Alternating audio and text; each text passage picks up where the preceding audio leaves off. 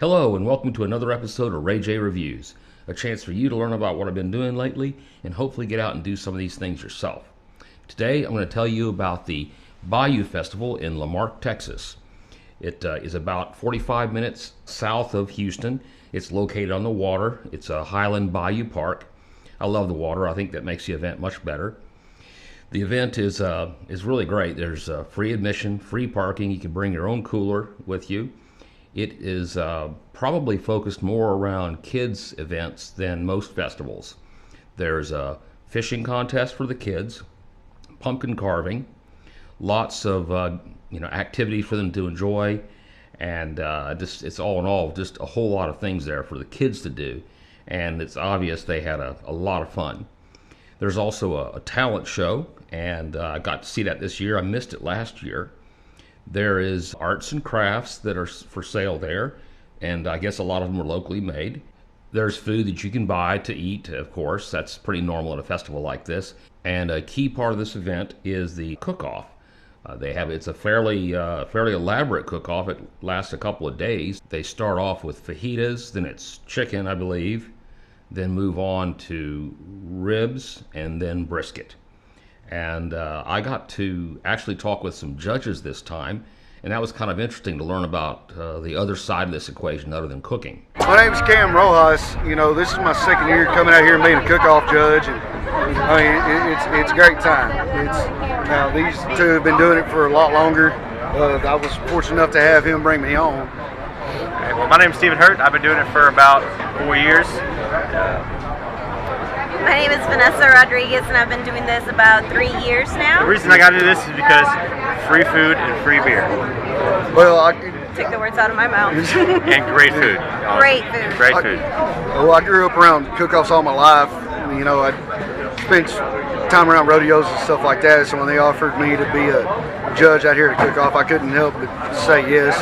It's a great time for fellowship, great time to be around. People we don't even know, all of a sudden are becoming friends, and it's a great time. Yeah. Well, I know from my perspective, the hardest thing is, actually trying to put a number on the food that we get, just because everybody has been out here for days. They've invested a lot of money. They put a lot of time, a lot of hard work into it. And the hardest thing to do is to get a piece of meat that somebody so graciously cooked up for us and have to put a number on it. That's probably the hardest part. Of course, I also got to talk to a few folks that are the ones that produce all the good food there for the cook-off, and I'm going to let you hear from them now. The name of our group is the Grub Rubbers. My name is Mary Larson, and I'm on the cooking team. I cook the beans and the fajitas. I've been on the team for a year. The team has been together since 2013, and we're at the Fun Fest, and the Highland Bayou Fun Fest. And we're here to cook fajitas, chicken, and ribs, and brisket, and to have fun, and to do a little bit of celebration of anything. And this morning we had a little celebration of God. I love to cook. I love to cook. I was on a street ministry years ago and was feeding the hungry. And since I love to cook, and we'd stopped the street ministry, and this was the next best thing. So anytime somebody walks by here and I see they're hungry, I say, hey, come on in and have a meal. We start about a couple of months ahead. Like a year in advance, we pay for everything. We have to pay for our spot.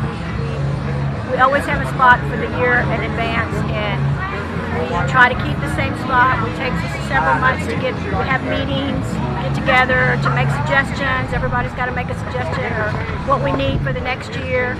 So it takes a good year to get it all together for something this big for us. We're just starting as a group, so by next year we have more ideas, and every year we do something different. My name is Rick Garcia. We're with Family Tradition cook-off team. We've been cooking about 20 years. We try to do as many cook-offs as we can a year, probably 5, 6. And we just have a great time doing it. There's 8 of us on the team, 5 registered. The rest of them are a little bit young to be on the team, but we just do it and have a great time. It takes us about 6 weeks to get prepared for everything, buy the meat and get all the wood and gas and everything lined up to do it. And we just kind of enjoy doing it. In addition to all the activities for the kids and, of course, the cook-off and the regular things at a festival, they have live music there at the main stage. They had 3 bands this time: Pee Wee Bowen, Johnny Lee, and the Bellamy Brothers. I didn't get to see all the bands. I did stay there for Johnny Lee and Pee Wee Bowen, and I got to meet Pee Wee Bowen briefly and talk with him, but I didn't really interview him, just a quick chat. He was a nice gentleman. But I did have the privilege of interviewing Johnny Lee. Now, if you've seen the movie Urban Cowboy or heard the song Looking for Love in All the Wrong Places, well, that's Johnny Lee. My name is Johnny Lee. I'm a country music singer, and I've been doing it since Moby Dick was a minnow. In other words, my whole life. I didn't start singing country music till after I was like 21. I didn't start really appreciating it 21, 22 years old. The only reason I started singing it then was because I was playing drums in a trio and playing at the after-hours club called the Cedar Oaks in Dickinson, Texas. And the owner's wife said that she liked the band, but we didn't play any country music, so I had to learn some country music. So the first country song I ever learned was Jack Green's Statue of a Fool, which, by the way, I ended up singing with Jack on his last album before he died. It's really ironic. I never would have dreamed that in a million years. But I started watching people's reaction to country music back then, and I said, wow, and it was a good song. Still is a great song. So that's what got me started into listening to country music. So how did I get into it? It got into me. There was a group of boys in Santa Fe High School in Altaloma, Texas, which is now called Santa Fe. Used to be Altaloma, Algoa, and Arcadia, and they all consolidated, and now it's called Santa Fe, Texas. But in high school, George Bethune, Claude Summerall, Bobby Holder, and a guy named Joe Wabera had a band together. They were looking for a singer, and I was raised on a dairy farm out there in Altaloma. I used to herd cattle and stuff, and when I would get out by myself, I'd always sing songs and pretend I was a singer, you know. I could sing loud as I wanted to, and nobody heard me but the horses and the cows. But anyway, they formed a band. They put the word out in school that they were looking for a singer. So I said I wanted to audition. Well, they thought I was BSing them, you know. So I said, yeah, sure, okay. So I went out for the audition, and first song I ever sang was Johnny Be Good. I've been singing ever since. And I got the job with the band, and we started rehearsing, learning different songs, playing for teen hops and this and that and the other. After we graduated, my band broke up.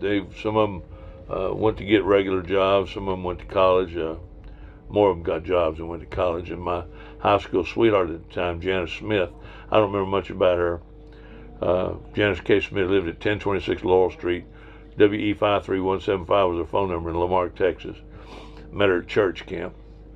Her mother made us break up because she always thought I'd end up in prison being a musician. And so I went into the military. I went to join the Marine Corps. I'd had no clue Vietnam was even going on. Thank God the Marine Corps guy was gone to lunch. And this Navy guy was sitting across the hall and had all this crap on his chest and his arm and everything, you know. I didn't know how long it took to get all that stuff. But I started thinking, wow, that guy looks pretty cool, you know. And so I put to Navy, sailors, ladies. Okay, yeah. Next thing you know, I had a plane ticket to San Diego and I was in boot camp. Even being in the Navy, we still did 2 tours in Vietnam. And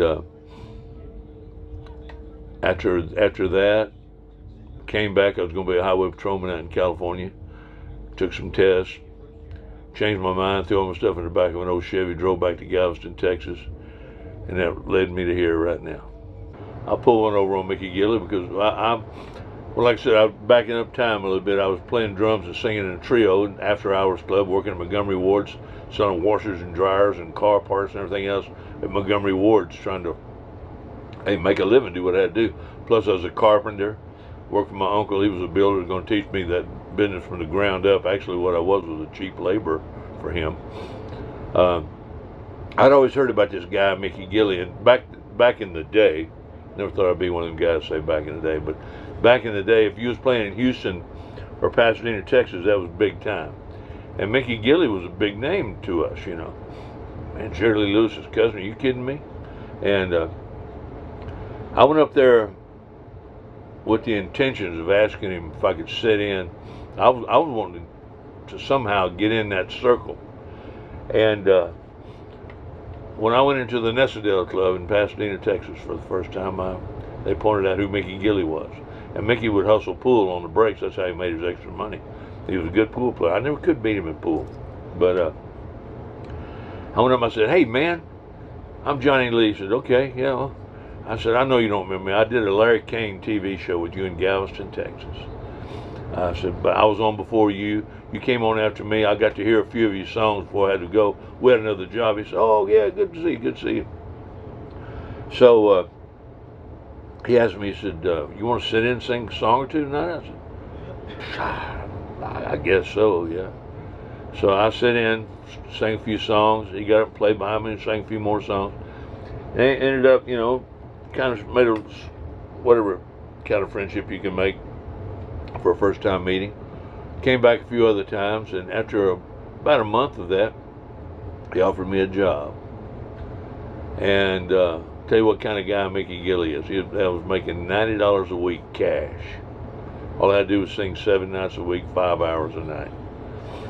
And we struck up a friendship. And after that, after I got hired and we started working the band up and working up new songs and stuff, you know, I felt pretty secure with myself. I said, "Mickey, you remember that night I met you?" He said, "Yeah." I said, "I ain't never seen you before in my life." He said, "I didn't remember you either, but I didn't want to be rude, you know."